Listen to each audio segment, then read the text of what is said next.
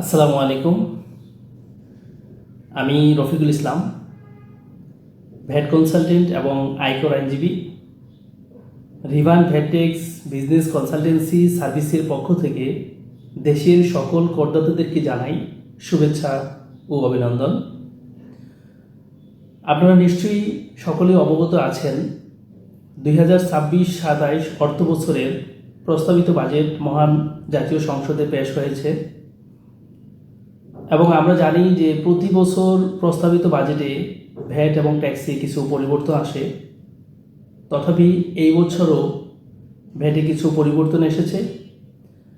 এর মধ্যে একটি উল্লেখযোগ্য পরিবর্তন নিয়ে আজ আলোচনা করব।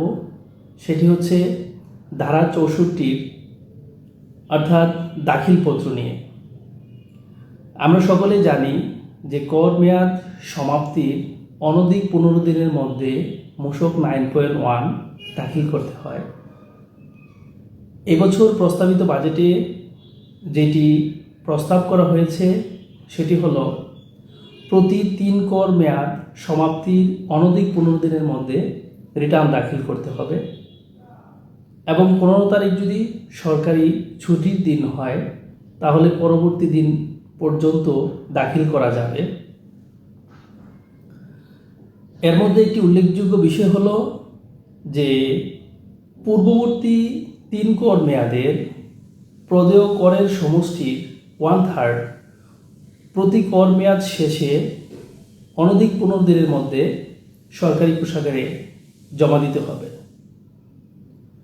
এবং যারা ট্রেডিং বিজনেস করে এরা মূসক 9.1.1 দাখিলপত্র পেশ করিবে।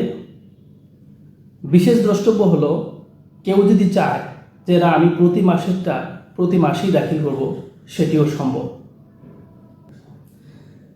এবং ট্রানভারের ক্ষেত্রে যেই পরিবর্তনটি এসেছে সেটি হচ্ছে আগে ছিল ত্রৈমাসিক অর্থাৎ 3 মাস অন্তর অন্তর ভ্যাট রিটার্ন দাখিল করার বাধ্যবাধকতা ছিল, সেটিকে এখন প্রতি 4 মাস অন্তর অন্তর ভ্যাট রিটার্ন দাখিলের জন্য ব্যবস্থা বা প্রস্তাব করা হয়েছে। আশা করি সকলে বুঝতে পেরেছেন। ধন্যবাদ, সবাই ভালো থাকবেন। আসসালামু আলাইকুম।